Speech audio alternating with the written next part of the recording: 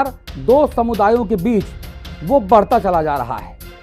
संभल और असंभल के बाद अजमेर शरीफ की दरगाह के भीतर मंदिर होने का दावा किया जा रहा है और इसे लेकर हिंदू पक्ष कोर्ट पहुंच गया है। कोर्ट ने याचिका स्वीकार कर ली है और आज इसी मुद्दे पर हम बड़ी बहस करने जा रहे हैं। अजमेर शरीफ की दरगाह का प्राचीन काल में शिव मंदिर था क्या?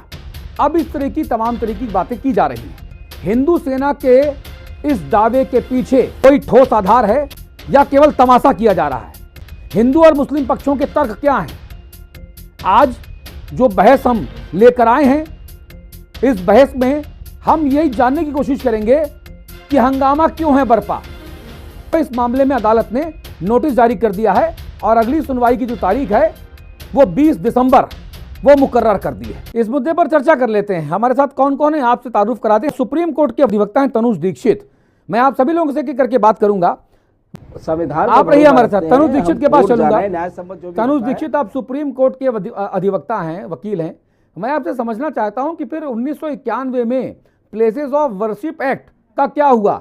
अगर हर मस्जिद के नीचे हम मंदिर ढूंढेंगे, हर अदालतों में हम याचिका लगा के और सर्वे का अधिकार ले लेंगे, फिर संभल में जो तमाशा हुआ वो आगे भी होगा, फिर तो हम लोग जो है कानून का ऐसा क्या, ये तो मखौल हो गया ना। अगर आपको ध्यान हो तो the places of worship act 1991 की धारा 3 यही बोलती है कि 15 अगस्त 1947 तक कोई भी पूजा स्थल, इबादत गाह या ऐसा कोई भी धार्मिक स्थल जिस अवस्था यानी जिस कैरेक्टर में है उसको बदला, उसके कैरेक्टर को नहीं बदला जा सकता।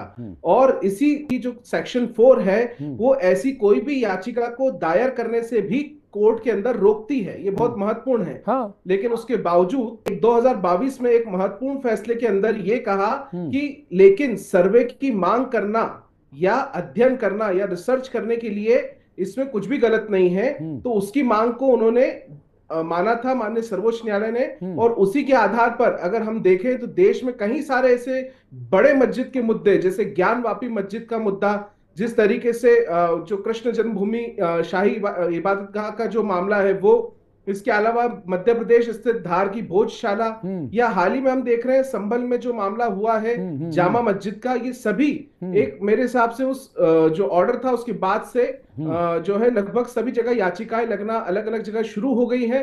और यही एक बहुत अहम वजह है कि अध्ययन करना, शोध करना, रिसर्च करना या सर्वे करना माननीय सर्वोच्च न्यायालय की नजर में गलत नहीं था। नहीं, लेकिन वकील साहब, अध्ययन और सर्वे की आड़ में यहाँ तो राजनीतिक जो है वो रोटियां सेकी जा रही है ना। क्या न्यायपालिका को नजर नहीं आता कि एक जज के ऊट पटांग वाले इस फैसले से जो हमारा कम्युनल हार्मोनी है, हिंदू मुसलमानों की जो एकता है वो खंडित हो रही है? क्या अदालत को दिखाई नहीं पड़ता? अरे अब तो चीफ जस्टिस साहब ने वो न्याय की देवी की पट्टी भी खोल दी आंखों की। दीक्षित जी, ऐसे मामलों में क्योंकि देखिए ऐसा है, सिविल कोर्ट ने यदि जिला अदालत ने कोई फैसला दिया है, विष्णु गुप्ता, मैं आपकी बारी में आपके पास आऊंगा। अभी रुकिए, सड़कों पे हिंसा नहीं कर सकते। अभी रुकिए, पहले पूरी बात सुनने दीजिए। ये भसड़ मत मचाइए, यहाँ पर एक एक करके बात करेंगे, आपको बोलने का पूरा मौका दिया जाएगा, चिंता ना करिए। और मैं भी हिंदू हूं, जितना हिंदू आप हैं उससे कम हिंदू नहीं हूं मैं।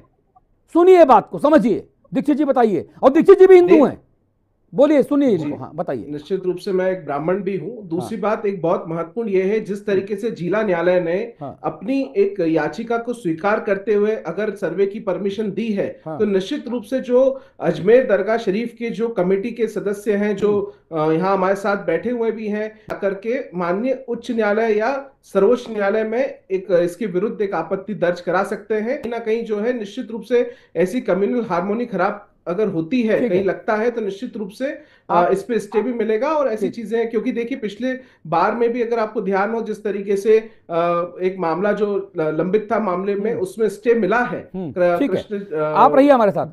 मैं सिवा कुछ नहीं है। हाँ, कुछ नहीं है, सस्ती पब्लिसिटी। स्वागत है आपका। ठीक है दीक्षित साहब, सबसे आखिरी टिप्पणी मैं आपसे लेना चाहता हूं।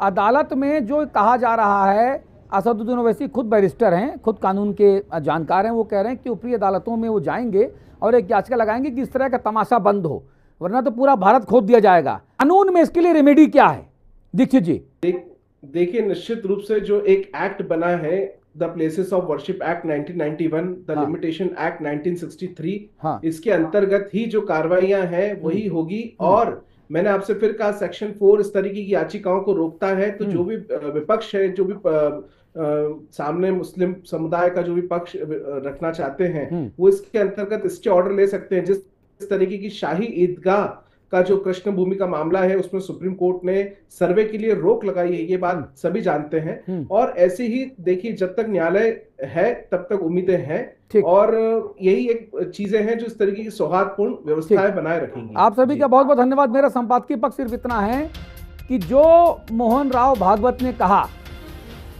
आरएसएस प्रमुख ने, कि साहब आप इस देश में अगर हर मस्जिद के नीचे आप मंदिर ढूंढेंगे, और इसमें वो लोग शामिल है जो अपने घर में पूजा नहीं करते, लेकिन बाहर निकल के जो है वो पूजा करने का ढोंग और ढकोसला करना चाहते हैं।